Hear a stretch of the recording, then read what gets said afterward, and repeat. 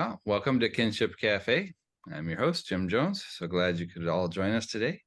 And we are going to be continuing in the Daodejing. Today we are on chapter 20. So let me share my screen and we'll get started. So everybody seeing okay? Yep. Perfect. All right. So we'll just start with reading through it first, and then we'll kind of back through and talk about some of this. Banish learning, and no more grief. Between yes and no, how much difference? Between good and evil, how much difference? What others fear, must I fear? How pointless. People are wreathed in smiles, as if at a carnival banquet. I alone am passive, giving no sign, like an infant who has not yet smiled, forlorn, as if I had no home. Others have enough and more. I alone am left out. I have the mind of a fool, confused, confused. Others are bright and intelligent. I alone am dull, dull, drifting on the ocean, blown about endlessly. Others have plans. I alone am wayward and stubborn.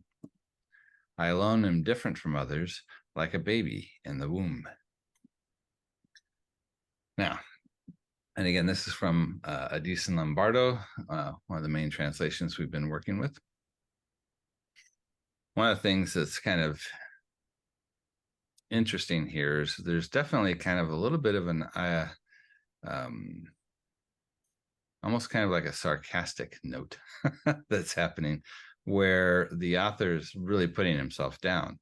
Like he's saying that, I'm just a fool, I'm confused, and everybody has what they need. I'm the only one that's left out. And I think there's a kind of almost, I don't think it's meant to be self-deprecating in the sense that the person has like a low self-esteem kind of an idea. I think it's meant to be more of, this is how the world sees me because they don't understand who I am. And it's almost kind of making fun of himself. And if you look in some of the other Taoist literature, like in particular the Xuanzi, there's more of a kind of story nature to how the teachings happen. And frequently they are very comical. So it's not beyond Taoist authors to be using a great deal of humor in how they communicate what they're up to. So those will be a couple of things to kind of keep in mind with this one. Any initial thoughts before we jump into it, or impressions on what this sounded like to you? Almost felt out of place. It was very different from all the other initial phrases. And what made it feel out of place to you? The repetition of words, which I don't think they've often used. Oh, and the as you dull, said, dull, and the confused. yeah. Mm-hmm.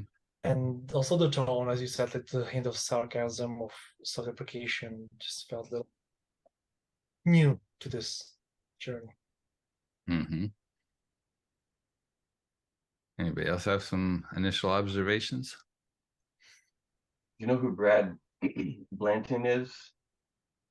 The name's not ringing a bell. Well, he's a psychiatrist. He wrote a book called Radical Honesty. And he's got at least one TED Talk. He's a really interesting character. And I remember in his TED Talk, he's basically talking about, he says something that's along the lines of, if you want to be totally enlightened, practice this mantra. Duh, duh. And he's kind of making a parallel between total enlightenment and at least what appears to be total ignorance. It has kind of this flavor to it. Yeah, there's kind of an interesting thing about give up learning, right? And we saw something along those lines before too, where I think it was the last chapter talked about give up sainthood and the people will be 100 times better. Yeah. I'm noticing a theme in of like, don't attach to what others are attaching to just because they're attaching to it. Mm. But also, so what if you want to enjoy a carnival?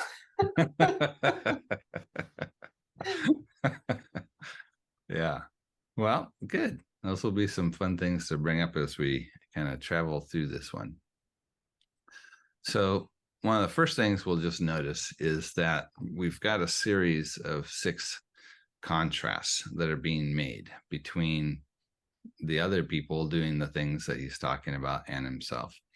And at the end, he kind of brings in, why these contrasts exist. But the first part of it is going to kind of step through, and there's 6 of these different contrasts. So let's kind of see how we might break these down. And I've kind of given my reflection on what I think the main part of each contrast is, and we'll see what you guys think. So the first one is the distinction between general cultural values versus the Taoist values. And one of the things we just need to make clear, because sometimes Taoists are kind of presented in such a way that they're trying to strip away values, and that they're trying to strip away things like desire and strip away self. And that's not really how, at least I can see in the text, what they're doing, because they're actively advocating for a particular way of doing and thinking about things. They have values that they also hold on to. They're just evaluating them differently. So at the core of their thing is, we need to take off all of this like cultural values, or the things that are kind of socially constructed, so we can see clearly what is, but not to stay at just what is, but then to actually make some determinations about values at that point. And I think the distinction for them is not values versus no values, but how we're looking at our values. Are the values that we hold justifiable because of what we can see and observe in reality, or are they artificially overconfident in being presented as objective truths, right? Whereas they would argue that all values are ultimately going to be subjective or potentially arbitrary. The question is, how do we justify them? Do we justify them because we can see a connection between something in reality and how we want to tie these together? Or are we simply adopting values that are presented as objectively true that actually don't have any basis? So, hey, Rob. Hi, Jim. Good to see you. Good to see you. So the first part of this, then, if we look through it, the banish learning, you can see what kind of learning that they're talking about, because it's based off of, what's going to follow. The difference between yes and no, the difference between good and evil, these are going to fall into that kind of category of cultural or constructed or social learning. So if we're thinking about what kind of learning he's wanting to get rid of, it's that kind of that enculturation stuff, the stuff that last week we talked about, like the uncarved wood. And one of the visualizations that we kind of came up with was that, the process of carving the wood to fit into something is what happens to people in culture, that the variety and the uniqueness is kind of whittled away at until we kind of fit and conform into the box that we're supposed to fit in. So that's the type of learning that they're referring to, not just learning in general, not just knowledge. It's not a know nothing type of a club here. But he's making that big statement, right? It's like, between yes and no, good and evil, what's actually different between these? How do we even know?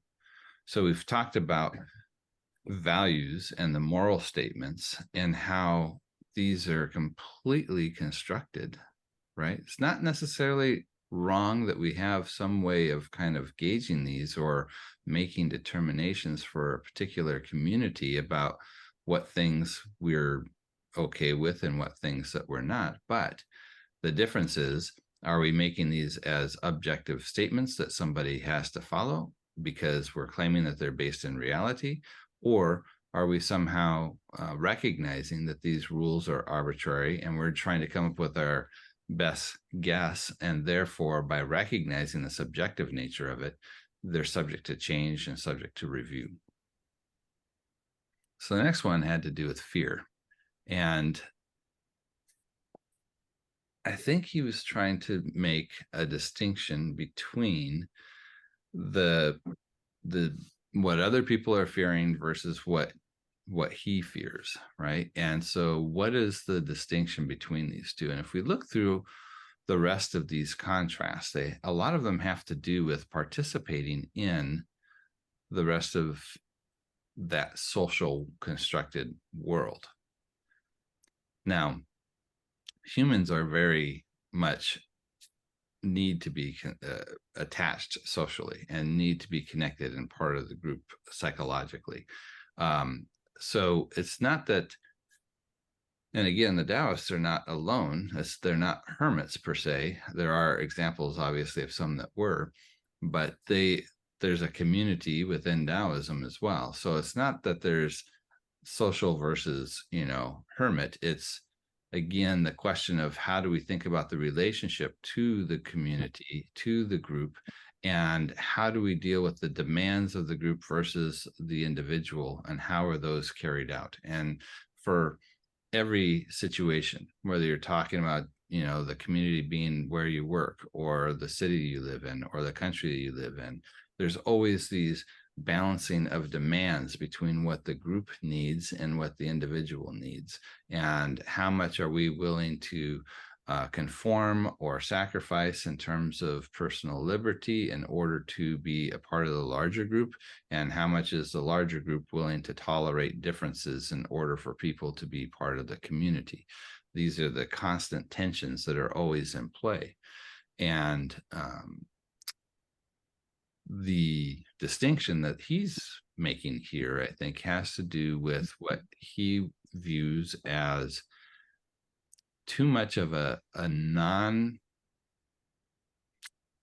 let's say, paying attention to what's happening. I don't know how to verbalize this exactly, but there's demands that are being made on the people to get them into a certain way of being that it's like they almost don't notice. They don't even realize it's happening. And there's a bit more of this idea of how do we become more aware of that? Again, not to the point that we're saying that we're going to not be part of any type of social community, but that we need to notice what's actually happening, where those changes are coming into play. Now, for the other people, in his perspective, he's saying their biggest fear is social exclusion. And because of that, there's a lot of conformity that happens because they don't want to be left out. Whereas on his side, he's saying that the core thing that he's afraid of losing is forgetting the Tao. And this would be something that we saw a couple of chapters ago, where once the Tao is forgotten, how do things devolve? And it goes through all the different ways that it kind of unravels when that core base is kind of forgotten. And again, for the Taoists, then, this idea of the Tao isn't in the sense of like some type of, deity or necessarily mystical thing, although I know there's very much kind of a mystical version of Taoism out there. But at this point in this kind of more classical or philosophical Taoism, Tao has to do with that recognition of the way of, in a sense, we could say the way of the world, the way of nature, the way things just happen, and how do we plug into that pattern, that flow, and work with it as opposed to against it. And that's the big contrast he's seeing with the social construction, is it's working against it. And because of that, we're ending up with the chaos, we're ending up with the violence, and we need to have something that's working more in conjunction with the way things are. So this part of the passage was simply, what others fear, must I fear? How pointless. So there's that contrast between those two things. And maybe before we pass on to the next one, I'll pause again and see if there's Any thoughts or reflections about what we were just talking about? Because I know the group versus individual is a constant balancing act for everybody in all times and places. What are your thoughts on that? I think it's about balance. Like it's okay to think as a group too, but you don't want to be blinded by that either. Too much of one can be bad. The Right. other. Yeah, same. Yeah, same the other way too. That's a good point. Like you don't want to be too headstrong and not listen to your group either. Mm-hmm. There was a video I watched about success, and I don't know if I mentioned it here before because we've been going for so long, but success being a result of two rules that you first understand, or that you can be only successful by a combination of hard work and your environment and how your environment lifts you up. And the rule number two being that you need to understand that rule number one is not true, because it's not just by hard work and your environment, it's also by luck. And then you need to make sure that you give back to build your environment for the future individual's success. So one cannot be without the other, basically. I like that.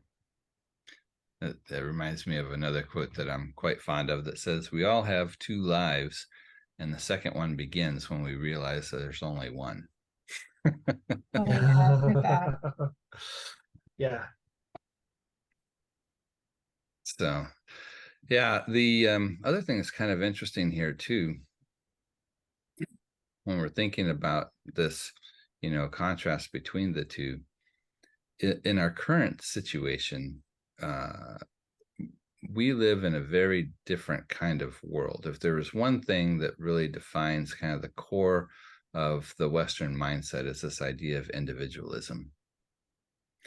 And this did not exist historically for the vast majority of human history. And even today, they would say, anthropologists, that is, and I don't know if this is still true because there's been so much more influence, that something in the neighborhood of 80% of the world's population still does not operate in that same type of individualist type perspective of the world. So we can forget that in times past, and we could take it way back.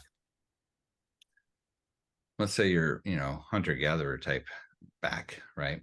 If you were part of a tribe and you're running around and taking care of, hunting needs and gathering needs and child rearing needs and all that kind of stuff, you needed everybody in that very small band to be working together, and you had to be a part of that, because if you found yourself separated from the group by yourself, this was kind of like a death sentence. There was no real way to survive as an individual. It was essential that you were part of the group.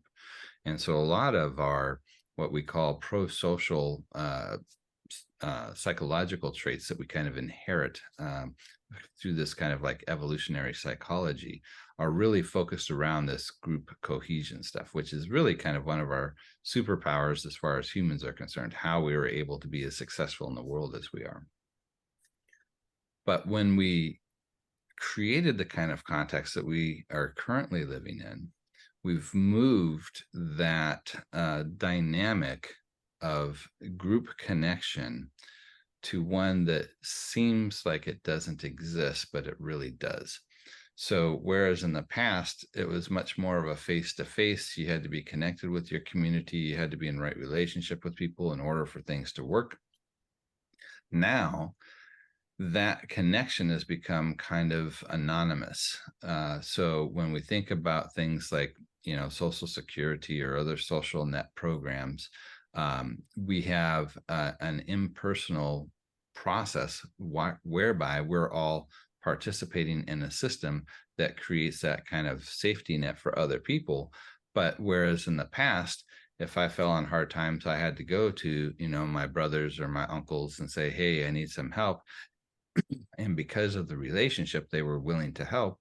Now I don't have to maintain any kind of relationship. It's just there. I can be a total jerk to everybody, and it doesn't matter. That relationship with the state is still there, and I'm still able to continue to exist in whatever way I want to, present myself to other people. Whereas in the past, it was much more important you maintain those good relationships in order to have that safety net. But even in the cases where we feel like somebody is the most like,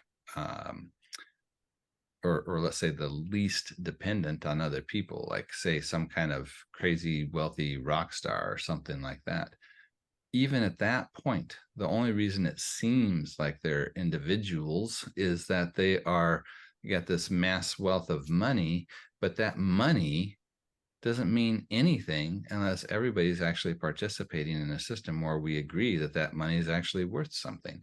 And how you make that money requires, thousands and millions of people, buying your product or, supporting something that you're doing. It still very much requires all these different people to be involved and connected socially. But now the system of connection is anonymous as opposed to face-to-face. And so it gives the illusion that individualism is actually possible, when in fact we're all still just as connected to each other. We've just created systems in which we can be more inhuman to each other, because that connection has now become anonymous as opposed to actual face-to-face. So even though it feels like we've got much more of a focus on individualism, what we've really done, in my opinion, is created an opportunity to care less about other people by making the system anonymous instead of face-to-face. Just some food for thought. I don't know if you have any thoughts on that. Thought about it that way. Hmm? I don't think I've ever thought about it that way. Like the only reason money works is because everybody's in on it, Yeah, it's really true that we live in two worlds. One that is the world of things and one that's the world of stories. And a lot of what we interact with on a day-to-day basis is a convenient story that we've created to shape how we do things. If we think about contracts, if we think about money, if we think about even something like human rights, what is human rights? It's just a thing. It's an idea that we've decided to agree upon, right? There's so much of our world that is really just in this kind of story mode, and it depends on everybody playing along. And that's where, radical ideas can become scary, because if they start to threaten that story, then, what happens if all of a sudden our money isn't worth anything? What happens if all of a sudden, all these things that are holding the fabric of the social group together start to come apart? I think this is why there was so much concern over, like in the 70s, about the well, probably moving a little bit later than that too, the historical revisionists, as they like to refer to them, where we kind of went through this transition of, when I was a kid, Christopher Columbus was this good guy that comes over to America, and, we had this whole story of, Thanksgiving and the Pilgrims and the Indians and all this kind of stuff. And then, of course, that's part of the origin story of America, right? Of who we are and how we thought of ourselves as a people. And the same thing with, the idea of manifest destiny. That was one of the driving forces that kind of led to this mass execution and destruction in terms of Native American inhabitants. Something on the magnitude, they say, of like 20 million people. We often have a very strong reaction to something like the Holocaust, where we talk about 6 million people. Both numbers are unbelievable and hard to even comprehend. But less frequently, at least in my world, do we hear about this mass genocide of Native American inhabitants. So, if we start poking holes at those origin stories, it starts poking holes into what does it mean to be American and what is America all about. And so there's a lot of pushback in terms of, what was happening with the textbooks and how this information was being introduced to our children. And I don't know if any of you went through any of this kind of struggle or battle about like this revisionist history thing that was going on, but it was a thing. And it's because you start to challenge those stories, it changes the way people think about things, and how people think about things is how the whole system works. It's kind of funny. It's kind of, I think it it's really is a house of still cards. kind of happening, isn't it? Oh yeah, there's constantly different things that are going on in terms of, right now, a big one, of course, is gender identity. Another one is, around the idea of women's rights in America, at least, because I know we've got some Canada folks that are on here too. Like saying we have the truth and reconciliation failed efforts. Same with indigenous people. It's just they're not being taken seriously, and Yeah. a different approach to them. Even in Americas, I hear a lot about the fears of the critical race theory and everybody refusing to talk about racism in schools and such as well. Mm, The yeah. revision is happening a lot. The book bans as well. Yeah. It's Especially in Florida. It's really bad. scary. So as much as we like to value and think that individualism is a thing, I think at the end of the day, it's really an illusion. We really are still all connected. We're just trying to find ways to break free of that responsibility of our actions on other people. It's really interesting when you think about freedom in general. It's a really kind of a problematic word, because what does it mean to be free? That I can do what I want? Well, if I can do what I want, that means I don't have any regard for what the implications are to other people. It gets really kind of tricky, which is really interesting, because again, it's a real foundational value for American thinking, right? Is individualism, freedom, right? Those are like the driving forces. And I know that there's, I don't want to say that there's not a distinction being made with things. I was thinking through this the other day, like with something like slavery. Clearly, when we're thinking about somebody who's a slave, that they are not free to whatever degree we mean freedom. But what are we looking at in terms of how these, like, what was that emancipation of slavery? Was the person themselves given a greater degree of freedom, or was it that the ruling party, the controlling class, had greater restrictions put on them? And that's really what happened. It wasn't that for any of us, there's like an ability to just do what we want. It's always within constraints. There's always these boundaries. And it's the question of where those boundaries are. Are they appropriate boundaries or inappropriate boundaries in terms of how they relate to other people and how we exist as individuals? Again, it's this balancing act, and it's a balancing of rules of constraint. And that's a lot of, it's just a very weird word. The more I think about what does it, or what could it even mean? It's more about, I think, appropriate range of options that people have.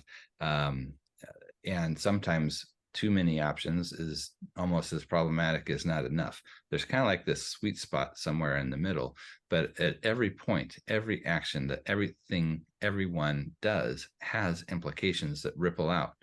And so there's never a point where I can be liberated from those implications.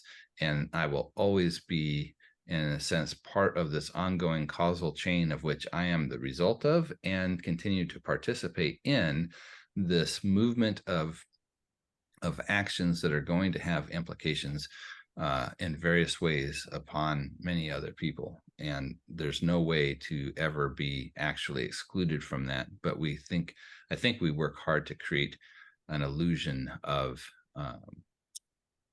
losing that kind of implications or responsibility of how my actions impact other people. That's just some thoughts. Okay, so the next one, this is going to be where we start to see some of this stuff go in a different direction. I know Taylor was talking about there's nothing wrong with going to the carnival. There's some joy to be had in life, and that's okay.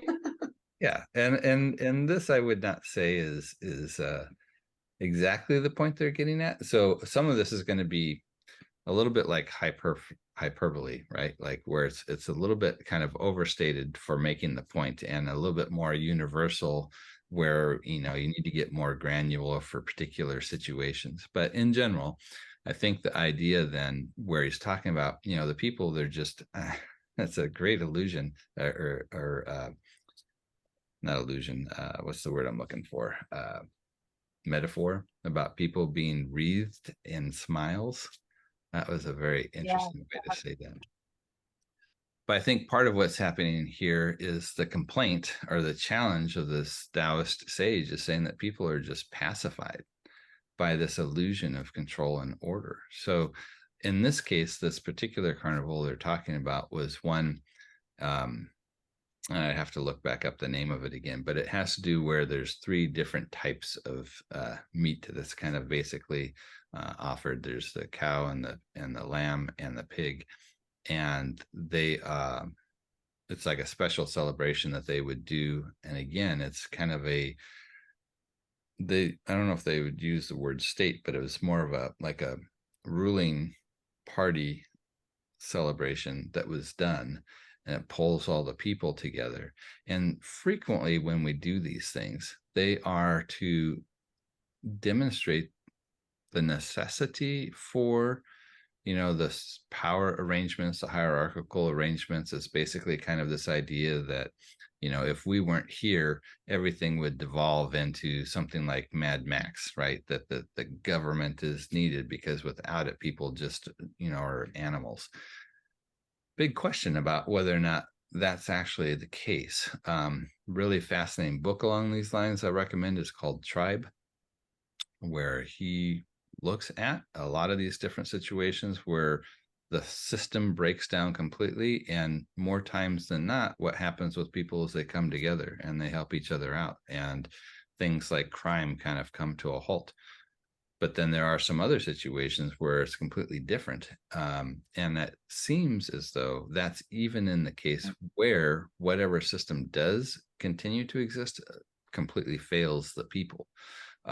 Because one of the big contra cases would be like what happened with Hurricane Katrina and what was going on with some people there. But you still had a system that was in place that was trying to bring order and control to things that was completely failing. And that might have been part of what was at that root of people just bucking the system, as opposed to the system being completely gone, which happens in many other situations that were tracked and the people really come together around each other. But so the control structures offer these things in celebration of the control and the order that they bring to life to protect us from the chaos and the animal nature of people that needs to be respected, and it becomes a sense of celebration and joy. And the critique here, I think, is a little bit of like, you've been duped. You're being pacified by, you know, this illusion of control and order, and you don't want to think that things actually are safe, that there is inherent risk to everything. And the idea of control and order is just not true. And we all know that from our individual lives. You know, it's like nothing goes exactly to plan. There's always changes that happen, always things that pop up that we're like surprised about, and things going differently. The idea that we can actually control things is, you know, it's just self-delusion. There's ways that we try to navigate and work with things and bring things to a certain point, but we have to be incredibly open to how things are constantly changing and how do we adapt. The time when we try to fix it and we try to control it and make it into a certain thing, we can kind of think again about last week, this idea of the raw silk and the uncut wood, you know, how once we manipulate it and trying to control it and try and fit it into a certain thing, it's no longer living, it's no longer adaptable, it's no longer resilient. So when we open up these other ways of working with it now, the contrary position that I think the Taoist is trying to bring up here is that comfortableness with that novelty, which can also be talked about as chaos. We talk about the yin yang and how on the yang side, it tends to be more about this brightness and control and order. The yin is much more on that dark side, but it's also that side with that chaos or that novelty, that newness, and being open to that. And that's a big part of what's being asserted with the Daodejing, is this reassertion of the yin, that there's too much yang and it needs to kind of come back around to being open to and understanding this novelty and being comfortable with that, as opposed to really clinging to somebody, please, you know, control this chaos and bring order out of it, even if it's through, you know, causing everybody to conform to these particular Confucius style ways of ordering society and making people all the same and not recognizing their uniqueness. So the passage here then is, people are wreathed in smiles as if at the carnival banquet. So I alone am passive, giving no sign, like an infant who has not yet smiled. So we've seen in the past how this idea of the infant is kind of held up a bit as an ideal because they haven't yet been imprinted with culture's branding, their way of molding and shaping into a certain way.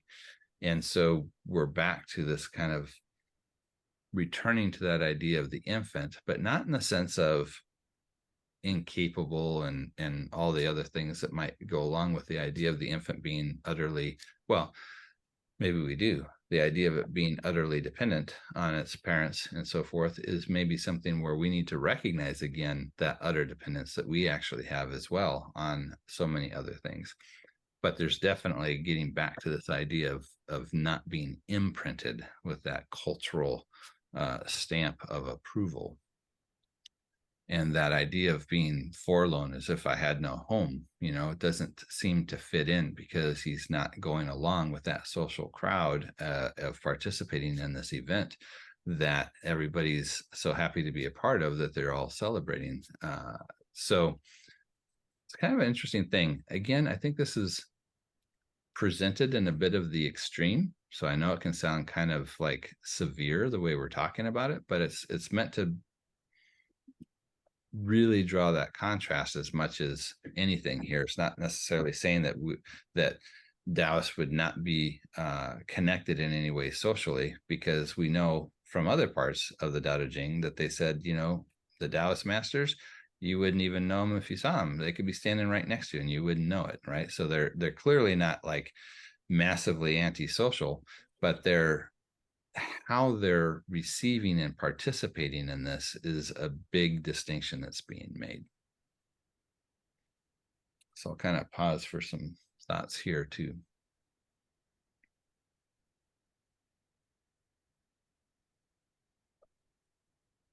So it's a lot around.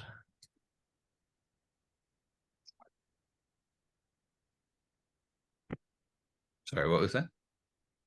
I said that it was a lot to wrap my head around, to see it differently, perhaps. It's quite challenging from how I see the world today, I guess. Just a lot of food for thought. Yeah. And I think this is the point here of a lot of these, is it's meant to kind of be a little bit jarring and a little bit shocking. That's the same thing with like the deprecation humor, like, oh my gosh, I can't believe you're talking about yourself that way. part of it is to draw awareness to things that normally go unnoticed. And that's really kind of, I think, the reason it's drawn in the type of lines that it is, and why I'm kind of talking about it in the way that I'm talking about it, is to be a little bit jarring, to open up that window where we can see some things that we normally don't look at and actually ask some questions. And maybe that's one of the core things that's happening here, maybe. It's certainly working.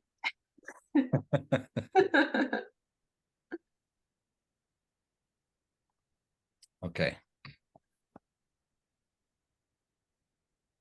So the next one, I think, if we were looking at the contrast, it's going to be based around, at a high level, this idea of wealth versus enoughness.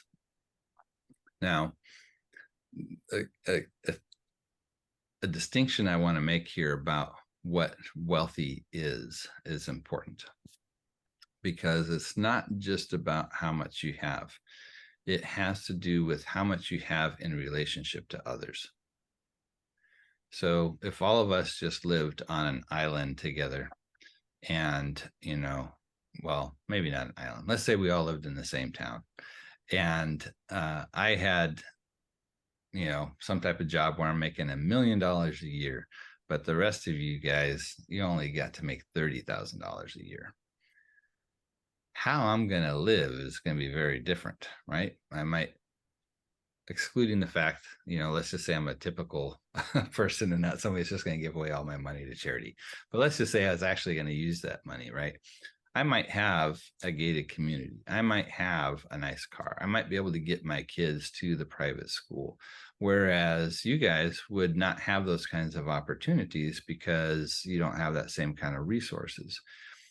Now, what's key here is that there is an experience of life that I have that is different from other people because of those opportunities. And this is one of the big challenges with this idea of wealthy, is that if we take that same scenario and now we all make $1 million, now we can all do similar things, and there isn't this experience of distinction between my $1 million and your $1 million. We're just all in the $1 million club, right? If I am dissatisfied because I don't have that experience of wealth, that's where the problem comes in. It's not about, we can talk about social impact and all the other kind of stuff, but in general, if we're talking about how much do you have, it's not so much a question about how much you should have or shouldn't have, again, leaving apart environmental impact and all that kind of questions right now, but just strictly, let's say, from an economic perspective, it's the distinction. If what you need to feel okay is this distinction that I'm here and you're here, that comes from having that distinction between what people have, then that's where the problem lies.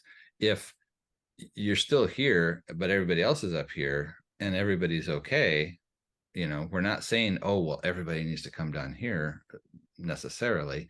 It has to do with that psychological need to have that experience of I've got more, right? And this is one of the things that is clearly drives the Western world, is this idea of how do we become more successful? How do we get more stuff? How do we have that experience of being, at that level of society? And maybe we're not shooting for, having my own jet and, my private island and that kind of thing, but maybe there is the distinction of, I'd like to live in this kind of neighborhood or send my kids to this kind of school. There's always this kind of challenge that's behind what we're up to.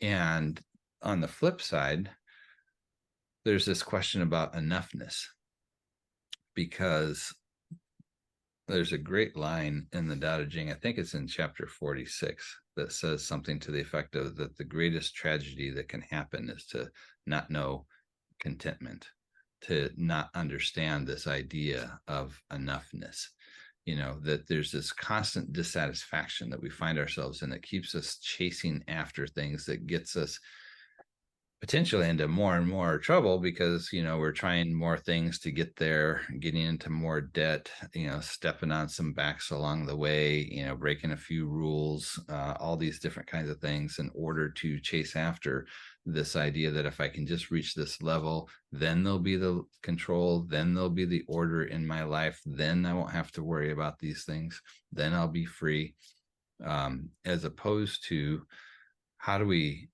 tame all that? How do we take these rampant desires that are causing all sorts of potentially destructive behavior and settle down? And it's getting to this point of being able to recognize and appreciate enoughness, which takes some work to do. That's not an easy thing to get to because our basic nature, again, from our evolutionary past, was always one of, basically scarcity. You have to make sure that you collect and get your food because, we're out there running around scavenging. And so you have to make sure that you're constantly being aware of those things and collecting those things. But now that we're in the type of social situation where that's not the same kind of concern, it can kind of work against us a bit. So learning to appreciate the things that we have. Stoics have a really interesting practice that I think is fascinating in this regard, is kind of a negative visualization. Whereas, let's say I'm very, excited about my coffee thermos, right? And I see it online and I'm like, oh, that'd be perfect because, I like to drink my coffee slow. It'll keep it warm all day. I'm going to go ahead and I'm going to get this thing. And then I'm going to be happy that I have this thing. And then I get it and I'm happy that I got it. And then all of a sudden it just becomes part of the background. I've just become used to it. And then I start to notice, oh, that one's chrome. Chrome might actually look better than my black one, and there's this thing that's called hedonic adaptation, right? Where we get used to and comfortable with the things that we achieve. And as soon as that happens, it's like we want more again. And so one of the ways the Stoics would kind of counteract this is they would say, take your coffee cup or thermos or whatever, your car, your house, and they would even suggest taking people that you care about and love, and imagine that they're gone or that they're broken or whatever, and really try to experience that loss and what it would feel like if that thing was gone. By taking time to do that, we kind of break that hedonic adaptation and we start to appreciate those things that thankfully aren't gone, that we do still have. And it helps to break that cycle of always wanting more, always wanting something different.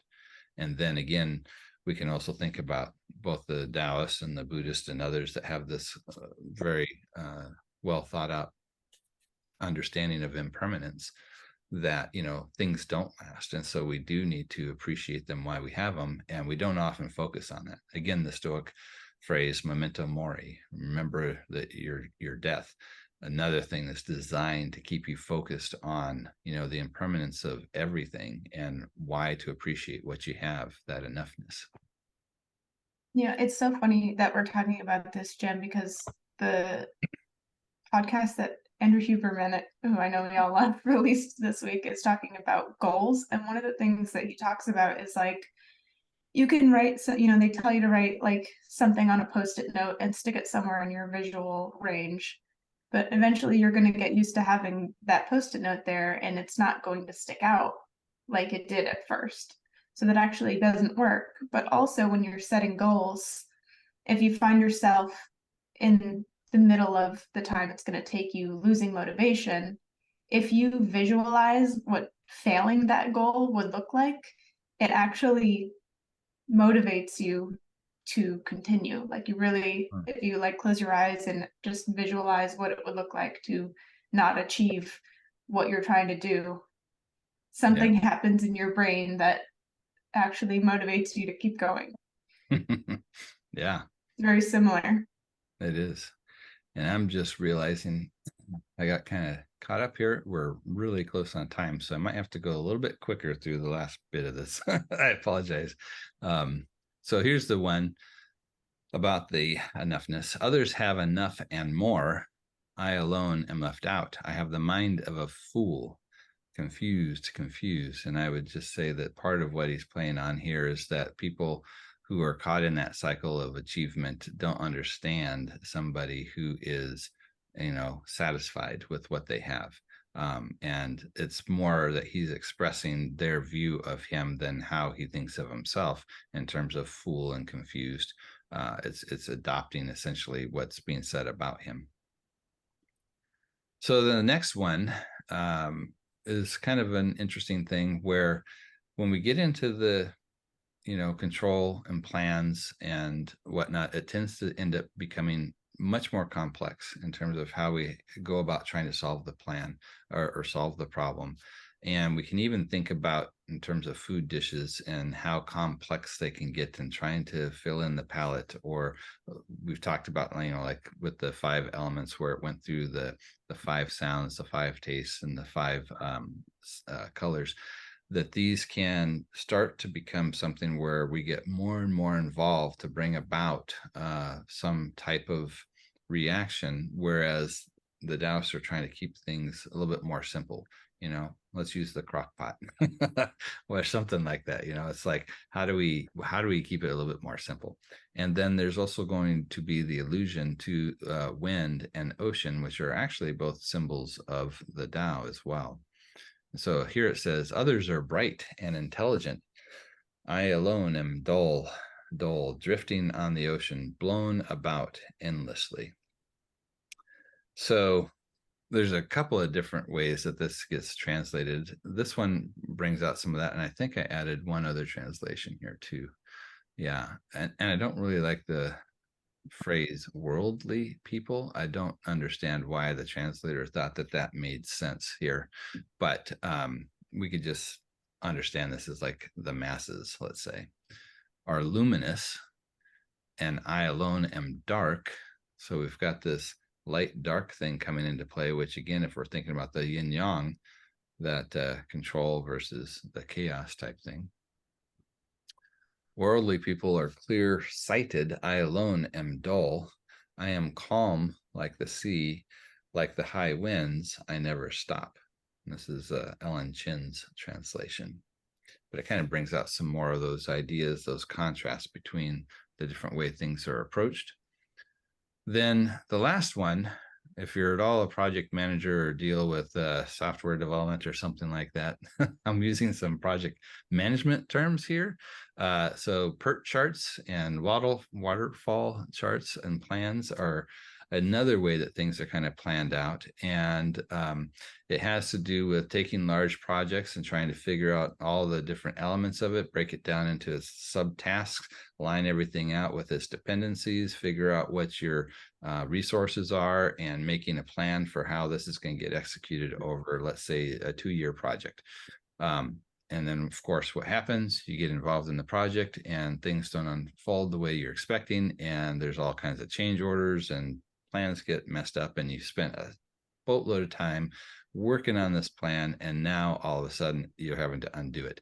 Well, one of the interesting management strategies that kind of spun out of this was a process called Scrum, also kind of in the agile world and that kind of language. But it's basically saying, get an idea where you want to go, but don't spend all this time building out that solid plan, because inevitably something's going to come up and it's going to need to change. But instead, focus on, this one little sprint. Maybe it's for 2 weeks or something like that. Get what you think is going to be done, and then regroup. Check in with the people who are responsible for this thing or depending on it, and see, does this still actually make sense, or do we need to shift direction? And that way, if you do need to shift direction, which inevitably will happen, you haven't wasted all those resources trying to plan out the entire thing from start to finish. So it's kind of a way of, again, thinking about the distinction of trying to think you can control this large process versus a little bit more of kind of going with the flow. So others have plans. I alone am wayward and stubborn. I like that stubborn part. This is another version of that. The multitudes all have their use. That's interesting. How they can be used. I alone am untamable, like lowly material. Isn't that interesting? So we think about our education system basically trying to create people that are good cubicle workers, right? This is like saying it's kind of bucking that whole system too, and how those plans work. So then the reason for the difference, the connection to the mother. And in our translation, it says, I alone am different from others, like a baby in the womb. So this is how they kind of bring out that connection. Another translation, again, from our other main one that we look at, says, I am different. I am nourished by the great mother. And again, mother is a key symbol of the Tao in this process. So sorry we had to kind of rush at the end there, but there you go. Yeah, that was a big one. Yeah, a lot of fun stuff in there. Yeah. All Food right. for thought. What's that? A lot of food for thought. Yeah. Any final thoughts before we wrap everything up?